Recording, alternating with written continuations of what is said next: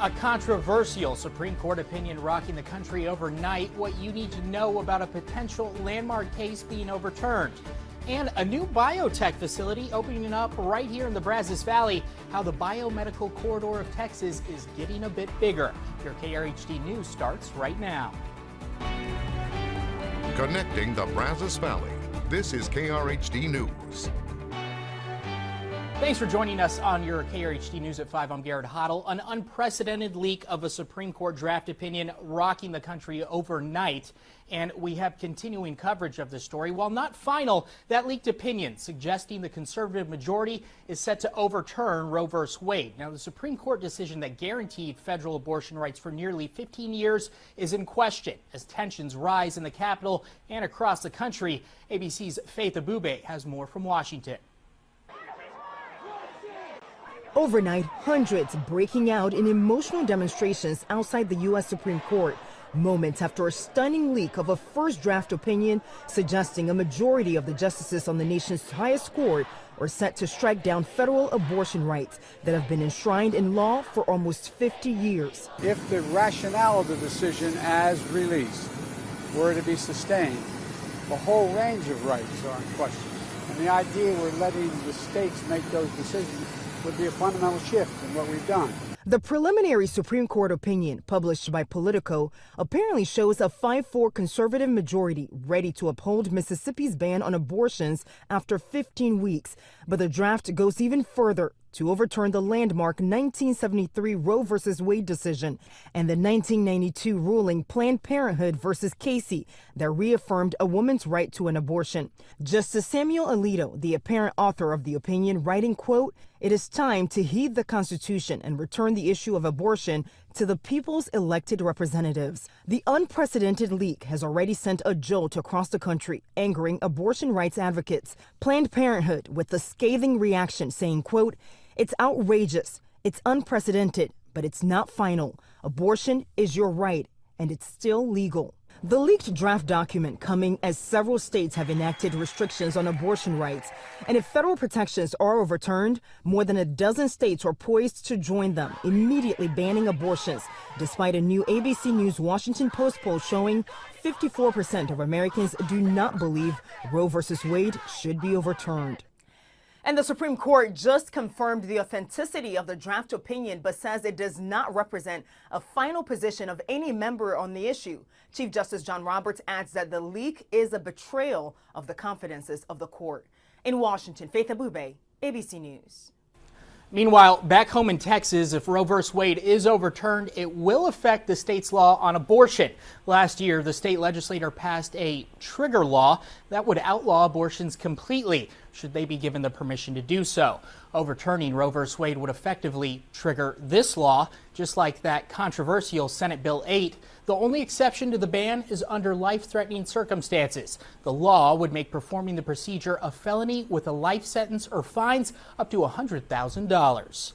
Roe v. Wade potentially being overturned has drawn mixed reaction from Texans. While some would say this could be a huge step backwards, others think there's still more to be done.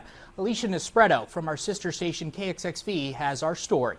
If this is true, it's fantastic news. The last 16 hours or so have been really upsetting and really chaotic. Mixed reactions tonight from Texans across the state. The group Texas Values telling 25 News they would fully support the Supreme Court overturning Roe v. Wade, which was indicated in leaked documents released Monday night. We 100% believe that Roe v. Wade should be overturned, and we're hopeful that this day will come soon. We believe in upholding life even before birth, and we believe that babies are people at conception, so that's why it's exciting for us. 13 states, including Texas, currently have trigger laws in place, meaning if Roe v. Wade is overturned by the Supreme Court, performing an abortion could become a felony. The only exemption to this would be if the mother's life is at risk.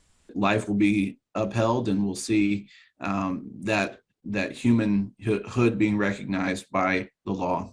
a potential law not everyone agrees would be best for Texas women. We believe in a Texas where every single person is trusted to make decisions for themselves and free to pursue the life that they want. Abortion is simply an undeniable piece of that puzzle. Caroline Dubel with the self-proclaimed unapologetic abortion advocacy group Avow says they've been fighting for women's rights in Texas for years, and this announcement fuels their fight even further. In Texas, our fight doesn't really change that much. We will continue to assert that everyone in Texas knows and loves someone who's had an abortion, and that all people deserve access to this care, and that this affects all of us. And as they continue their fight, so do the pro-life groups. Alicia Nespreto, KRHD News. In Belton this morning, a high school student injured in a stabbing incident on campus. The victim was quickly taken to the hospital and is receiving treatment. No word yet on their condition. The suspect is now in custody, according to Belton police. However, that situation is still under an active investigation.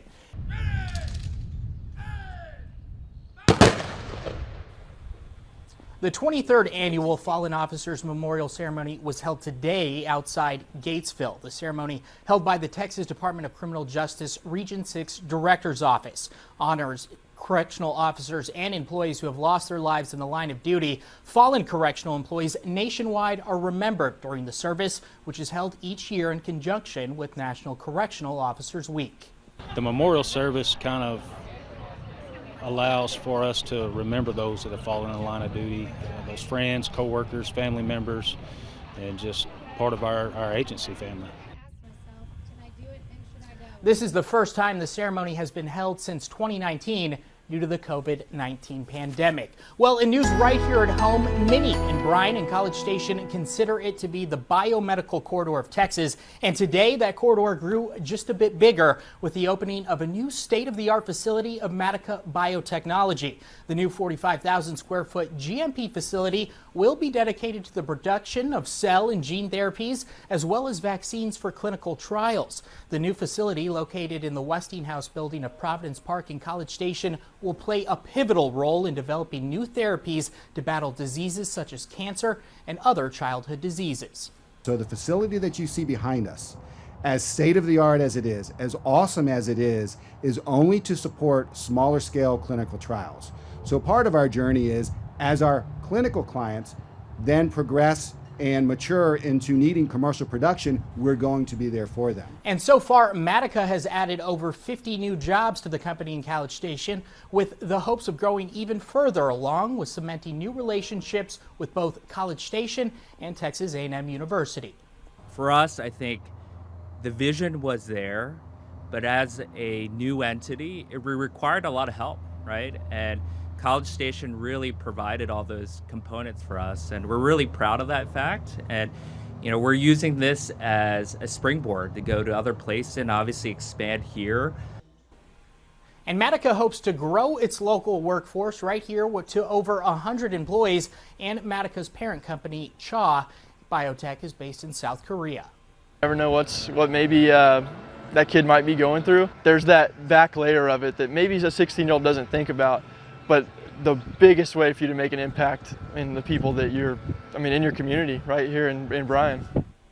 Well, in a story related right here to the Brazos Valley, there's been a camp counselor shortage, and it's affecting summer programs really everywhere nationwide, including right here at home. KRHD News reporter Diamond Dixon spoke with Bryan Parks and Rec to see how it's affecting them. Here in Bryan, we're seeing a decrease in camp counselor applications. I spoke with the supervisor of Bryan Parks and Recreation and some of his counselors to share why you should consider being a camp counselor this summer. The most rewarding part of it for me personally, and what I try to get into the culture of our whole staff, is every day knowing that you might be the greatest role model and person that kid may have in their life. You never know what's going on at home. While being a camp counselor has its rewards, Thomas says he's not seeing as many applications. In the typical year, I need to hire, let's say, about 30 to 40 people extra of my returning staff. and I've only had about 20 to 25 apply, 24 to be exact. Today, he has 27 applicants, but still needs more to keep up with the demand during summer camp. We average about 165 kids a day, so really helpful for a lot of families. And then Neal Recreation Center is about 150 to 160 kids a day.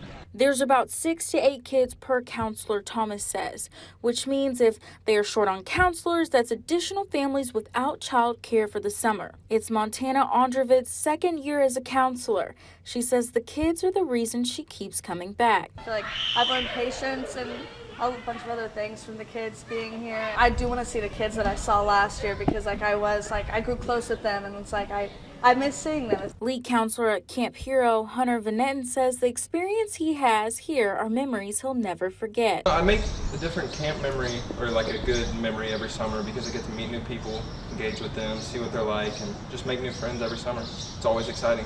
For more information on how you can become a counselor and be part of kids' lives, visit carehd.com. In College Station, Diamond Dixon, KRHD News. There's a lot of power in words. That might be an understatement. Medical ethics researchers are looking at some of the language that doctors use to better understand how that has an impact on patients. We called our article Presenting Complaint because we think this is our presenting complaint. Our presenting complaint is, this is a terrible way of talking about things. Yeah, she doesn't put it lightly. ER Dr. Zoe Fritz works with a group called the Healthcare Improvement Studies Institute out of England. They recently published a paper highlighting what they consider to be outdated terms that doctors use, they say can belittle or make patients feel like they're being blamed.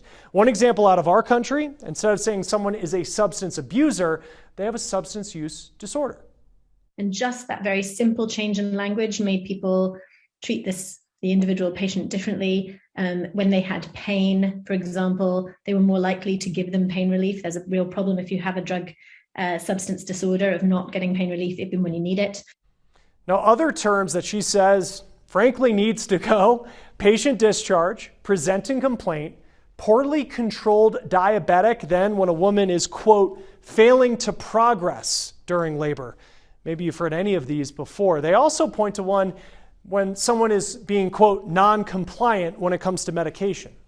And so instead of talking about that, where the patient then might just feel like the doctor doesn't understand them or is cross with them, they made a change where they said, what are the barriers towards taking this medication? And actually framing the language like that, they find out, well, the patient can't get to the pharmacy because they're working 2 jobs, or actually they have a lot of side effects that they haven't really investigated, or they started taking another medication and that interfered with their schedule. No, it might seem like they're splitting hair with what doctors are saying, but they believe that this language can also make patients feel like they don't need to go to the doctor or they shouldn't go to a doctor. Dr. Fritz has helped change language around end-of-life care as well. You might have heard the phrase, do not resuscitate. Well, they came up with a plan called RESPECT, which stands for Recommended Summary Plan for Emergency Care and Treatment. It's not about do not do something. It's about respecting patient preferences and respecting clinical judgment and understanding there needs to be shared understanding there. So maybe there's some terms that you've heard at the doctor that you think need to change. You can contact Dr. Fritz. You can email her through the University of Cambridge, or you can find her on Twitter at Dr. Zoe Fritz. Well, the growth that many rural communities have seen during the pandemic doesn't look like it's slowing down. Ahead in our lineup, what is driving people to smaller towns and the impact on the overall economy from this. Slowing the economy enough to control inflation, which is at a 40-year high, but at the same time, not too much to send us into a recession. That's the balance that the Federal Reserve is trying to reach. It started meetings today that are expected to end tomorrow with yet another interest rate hike. Now, it is expected to go up by 0.5 percentage point. That may not sound like a lot, but that would be the sharpest rate hike since the year 2000. Now, this comes after the Fed signed off on the first rate increase in more than 3 years back in March. We saw a 0.25% hike then. Now, there are expected to be more hikes this year. The Fed is also expected to announce that it is going to start shrinking its bond portfolio. What does that mean for a lot of us? That will mean that it will further tighten credit. Pressing on the brakes as hard as they are on the economy will slow the economy. Hopefully will help corral inflation, but in all likelihood, it could tip the economy into a recession. Very delicate balance. Now, the hope is that the strong job market, solid consumer spending will keep all of that from happening. And it will also keep the economy expanding. This is Greg McBride. This is who we're talking with from Bankrate. And he says that you will feel the latest expected rate hike most directly when it comes to what are called variable rate debts. We're talking credit cards and home equity lines of credit. Pay down debt. Debt can really be a more significant burden as interest rates rise, and especially so if the economy does slow substantially or end up in a recession. The less debt you have, the better you'll be able to weather the unknown from an economic perspective. Yeah, so here's the deal. While borrowing is going to cost you more, if you have savings, they'll eventually pay more. View the return on your emergency savings, not so much through the lens of the sub 1% return you're earning, but as a buffer between you and 15% credit card debt in the event of unplanned expenses down the road. Now, he says an online savings account will get you somewhat better returns.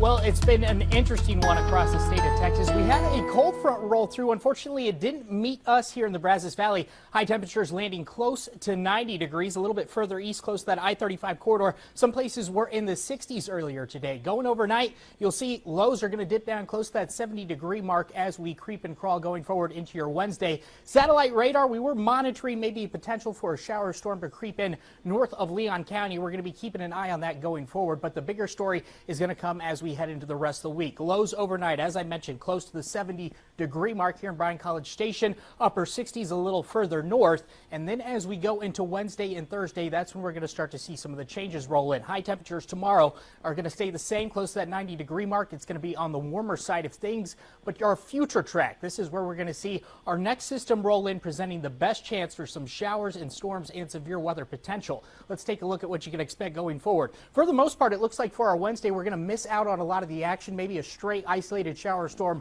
moving through places like Leon, Madison, or Grimes County. Of course, all of the Brazos Valley we're going to be watching as we progress through our Wednesday. But at the moment, it looks like that rain chance is going to be on the slimmer side of things. Really better idea to bank on cloud cover throughout the course of our morning leading into the afternoon. That's when the bigger story rolls in. Thursday is our next significant system that's going to move into the area, packing a punch, bringing the chance for severe weather potential in the form of those showers and storms. And you can see that beginning to move in right for our Thursday afternoon. We're going to be keeping an eye on this as we go forward. 10-day forecast is going to tell you the story the best. You'll notice for tomorrow, high temperatures close to 90 degrees as we go forward. Going into the next day, we're going to be warm once again. A little bit of a break in the action for our Friday. And then as we go to Mother's Day weekend, it is going to be a hot one, folks. High temperatures close to the mid-90s. The good news is we will dry out. You're going to want to stay weather aware, though, especially for the next few days. The USDA estimates 130 billion meals get thrown out every year. Yet, we talk about how much Americans are going hungry and how many Americans are food insecure.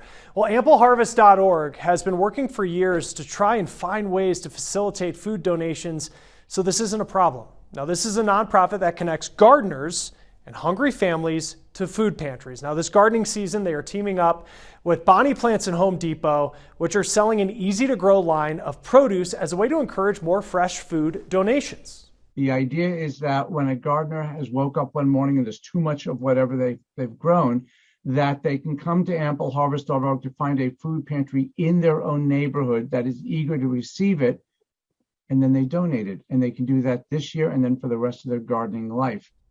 Yeah, AmpleHarvest.org works with pantries in more than 4,000 places in every state. Now, it lets pantries create time slots for gardeners to drop off produce, and that ensures that the food stays fresh, but also serves another purpose. Particularly today, in today's economy, where my neighbor may have lost their job, lost their business, or whatever, and they're going to a food pantry for a while, that I could be showing up with a box of whatever wonderful stuff I grew, and they're coming to get their bread and milk and whatever and fresh food, and we're there at the same time. I'm embarrassed. They're humiliated. That's not necessary. Now, he says access to healthy food has also proven to reduce healthcare costs. Research published in PLOS Medicine estimates that $50 billion could be saved every year if Americans between the ages of 35 and 85 just ate a healthy diet. That's because it can reduce the risk for things like type 2 diabetes, stroke, and heart disease. Now, months after our last COVID shots, many people want to know just how much has our immunity dropped off and whether we'll need another booster. Tomorrow, what scientists are learning about antibody levels after a booster shot and how mutations will affect protection over time. World News is tonight, and just ahead, we'll be back right here in 30 minutes for KRHD News at 6. Until then, have a good evening.